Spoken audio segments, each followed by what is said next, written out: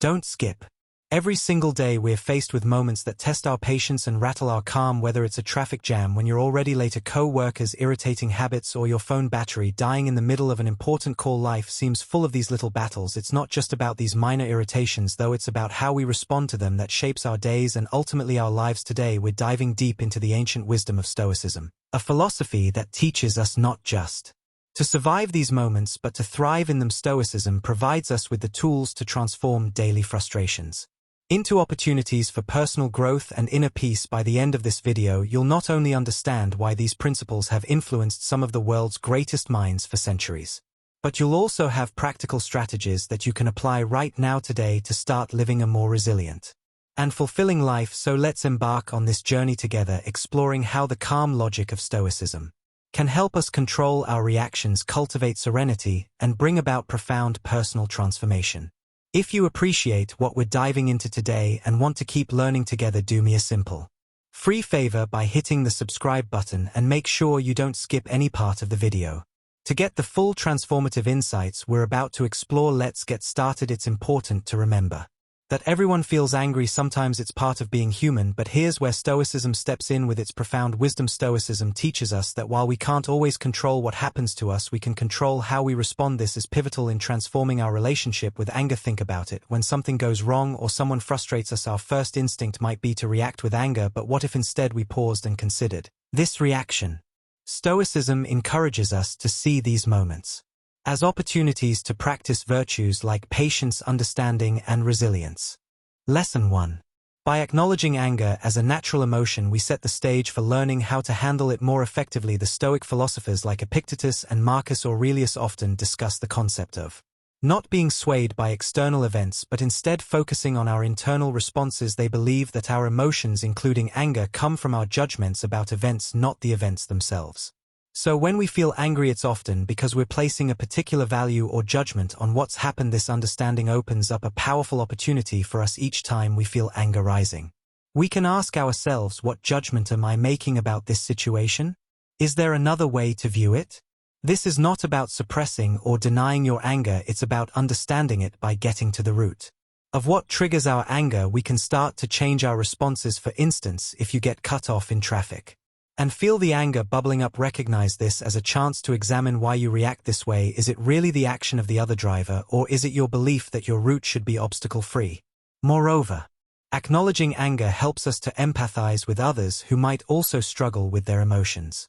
This empathy can deepen our connections and improve our interactions. It's about compassion both for ourselves and for others as we navigate the complexities of human emotions. This idea is at the heart of Stoic philosophy and is incredibly liberating once you truly grasp it. Think about it. So much of our frustration and anger stems from situations or people we simply can't change, no matter how much we might want to. The Stoics, like the wise Marcus Aurelius, taught that the real power lies in recognizing the difference between what we can control and what we can't. You control your thoughts, your decisions, and your actions. That's it. Everything else is more or less out of your hands. Other people's actions, the weather, the past, and much of the future. But here's where it gets interesting. By focusing on our own reactions and attitudes, we reclaim a tremendous amount of power. Instead of wasting energy on the uncontrollable, we invested in what we can actually influence. Lesson 2. Let's make it practical. Say you're working on a group project and someone isn't pulling their weight. It's easy to get frustrated, right?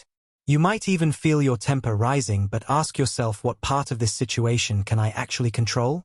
You can't make your teammate work harder, but you can control how you respond to the challenge. Maybe it's a conversation about expectations, or perhaps it's relocating work within the group. By shifting your focus like this, you not only reduce your own stress but also open up more constructive ways to address the problem. Another aspect of this Stoic principle is accepting that some things are just beyond our control. This acceptance doesn't mean resignation. It means understanding where our power truly lies. It's about not letting external events dictate your peace of mind. For instance, if you're stuck in traffic and you're getting irritated because you're going to be late, pause and think, can I control the traffic? No. But what can I control? Your reaction. Maybe you turn on an audio book or some calming music, or use the time to think through your day. The beauty of focusing on what you can control is that it gradually builds a stronger, more resilient mindset. Over time, you'll find yourself less shaken by life's ups and downs because you know where your responsibilities lie and where they don't. This isn't about suppressing your feelings, but about channeling your energies More productively, this is about being fully present in the moment, aware of where we are and what we're doing without being overly reactive or overwhelmed by what's going on around us. This aligns beautifully with Stoic teachings, which emphasize awareness of our thoughts and actions and maintaining control over our reactions to external circumstances. So why practice mindfulness?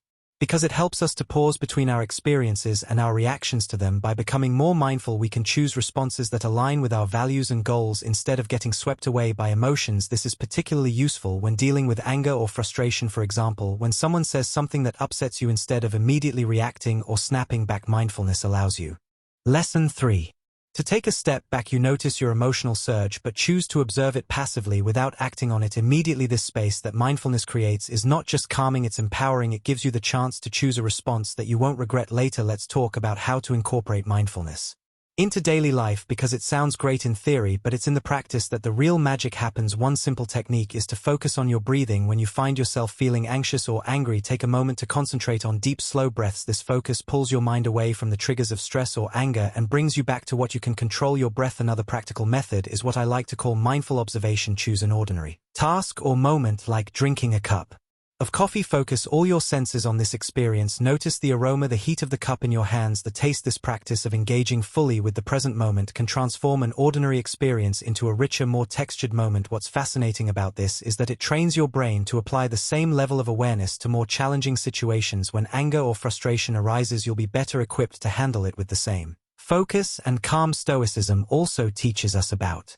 the impermanence of our experiences. Nothing lasts forever, not even our emotions. Mindfulness complements this by helping us to experience our feelings without judgment. Acknowledge that you're angry, recognize it, but also remind yourself that this anger is just a passing state. It's not who you are, and it doesn't control you unless you let it. The idea that everything changes and nothing lasts forever is a universal truth that can help us navigate life's ups and downs with more grace and less frustration. It's about understanding that our circumstances, emotions, and even our thoughts are constantly in flux and learning to embrace this constant state of change rather than resisting it. Think about how often we get upset because things didn't go as planned. Maybe it was a job promotion that didn't come through, a relationship that ended unexpectedly, or a sudden change in our health. Our first reaction might be to resist these changes, to get angry or sad, but Stoicism invites us to look at these situations differently through the lens of impermanence. When we truly grasp that nothing is permanent, we start to realize that our anger or disappointment is also temporary. This doesn't diminish the importance of our feelings, but gives us a more balanced perspective on them.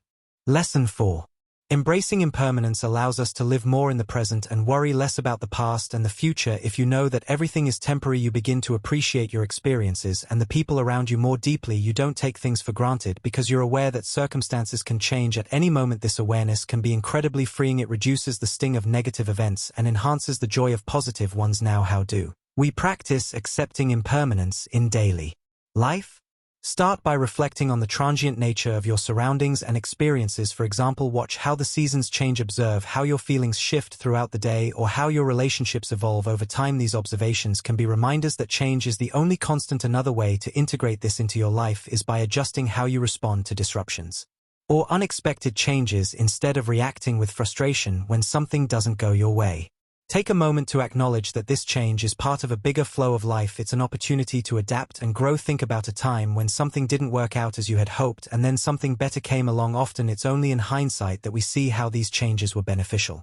Stoicism doesn't just ask us to accept impermanence, it encourages us to find strength in it. Each change and ending is a chance to practice resilience and flexibility. By fostering this mindset, we not only cope with life's challenges more effectively, but also learn to move through them with a sense of peace and anticipation for what's next. The Stoics believe that becoming aware of the root causes of our emotions could lead to greater self-mastery. When we understand our emotions, we are better equipped to respond to life's challenges in ways that are aligned with our values and goals rather than simply reacting out of habit or impulse. Every emotion we experience, whether it's anger, joy, sadness, or fear, is triggered by our perception all around us. For example, if you feel angry when someone interrupts you while speaking, it's worth exploring. Why is it because you feel disrespected?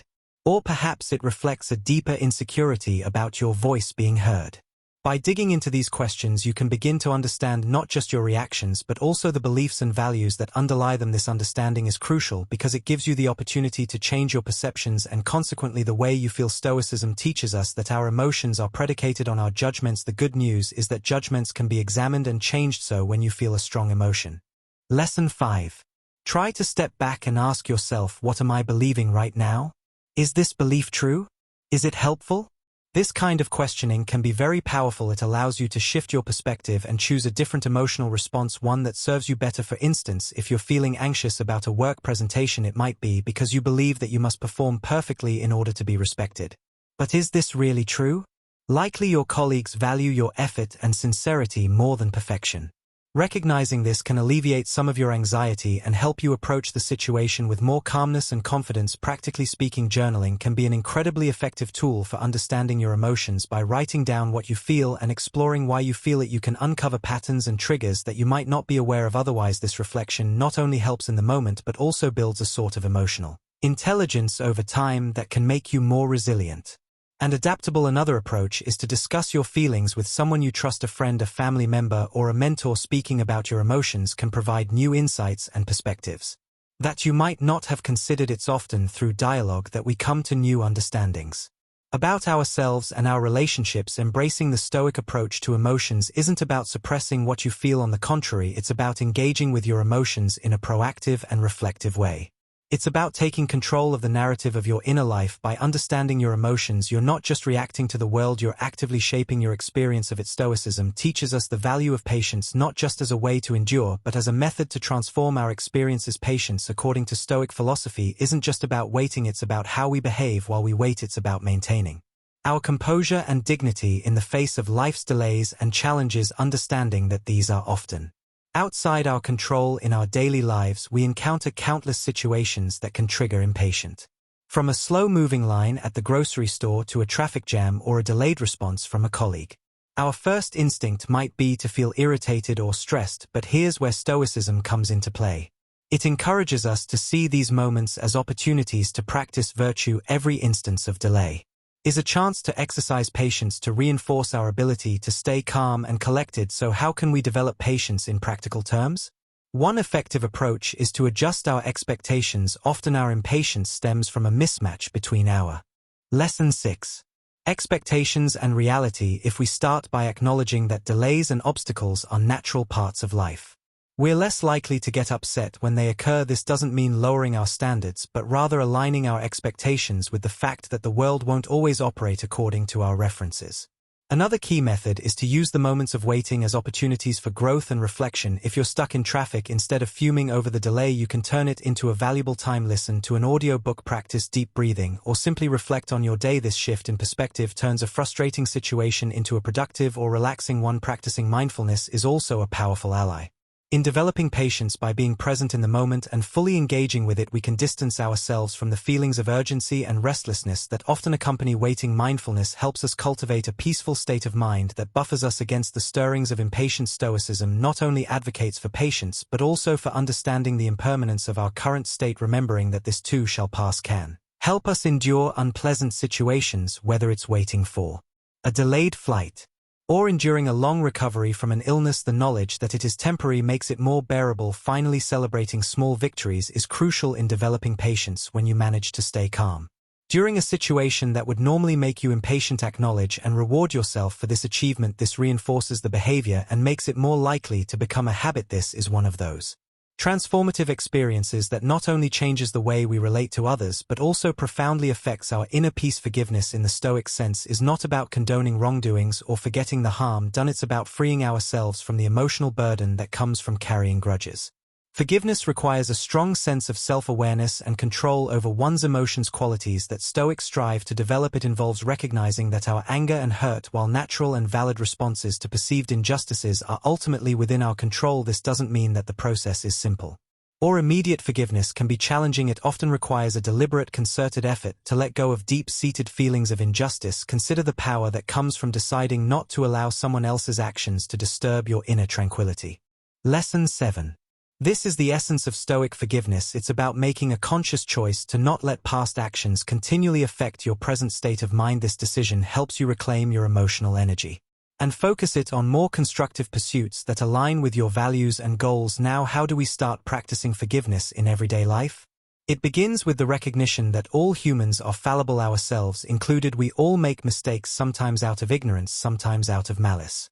Reflecting on our own shortcomings can help us develop empathy towards others, making it easier to forgive. Another Stoic practice is to consider the bigger picture. Often the things we hold on to are not as significant in the grand scheme of our lives. By focusing on our long-term well-being, which is bolstered by peace and harmony, the immediate sting of grievances can be mitigated. Practicing forgiveness also involves actively reframing our narratives instead of viewing yourself as a victim, which can perpetuate feelings of anger and helplessness. Try to see yourself as a survivor or even a hero of your story, one who has overcome challenges and emerged stronger. This shift in perspective not only facilitates forgiveness but also empowers you in your life's journey. Moreover, engaging in meditation or mindfulness exercises can assist in the process. These practices help calm the mind and provide the space needed to process emotions more rationally and less reactively. As you sit quietly and focus on your breath, allow thoughts of forgiveness to enter your mind, picturing those you feel have wronged you and imagine sending them thoughts of goodwill. This doesn't mean you accept the wrong, but you are choosing to release its hold over you. Finally, it's important to understand that forgiveness is a process, sometimes a lengthy one. It doesn't happen all at once, and that's perfectly okay. Each step towards forgiveness, no matter how small, is a step towards a freer, more emotionally balanced life. At its essence, self-control allows us to pause before reacting. Lesson 8. Giving us the time to consider whether our impulses align with our long-term goals. For instance, if you're trying to lead a healthier lifestyle, self-control is what helps you choose not to eat that late-night junk food. In emotional situations, self-control helps you hold back a harsh word or an angry reply, preserving relationships and maintaining peace of mind. How can we strengthen this essential skill? One effective Stoic practice is to regularly reflect on our actions and their consequences. This could be as simple as taking a few minutes each evening to think about the choices you made throughout the day. Were there moments when you lacked self-control? What triggered it? Understanding these patterns is the first step towards managing them. Another powerful technique is to set clear personal rules for behavior based on your values. Stoicism teaches us that living according to rational principles is key to a good life. By setting and following your own rules, for example, not checking your phone during meals or limiting time spent on social media, you exercise self-control in ways that directly improve your daily life and well-being. Visualization is another tool that can be incredibly helpful before entering a situation where see you soon.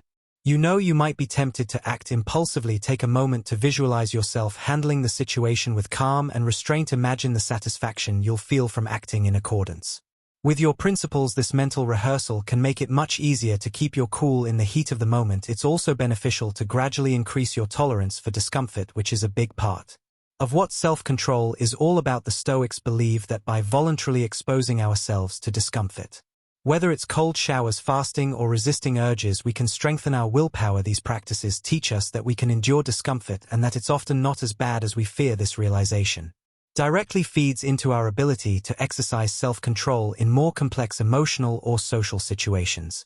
Lastly, remember that practicing self-control is a journey, not a destination. There will be times when you falter. That's just part of being human. What matters is that you recognize these moments, learn from them, and continue to strive for improvement. Each act of self-control, no matter how small, is a victory in its own right and a step towards becoming a wiser, more balanced person. Thank you for joining me today at Stoic Journal. Remember, every step towards mastering your emotions is a step towards a more peaceful life. Don't forget to check out one of the suggested videos on your screen to continue your journey in Stoicism together. We're not just learning, we're transforming.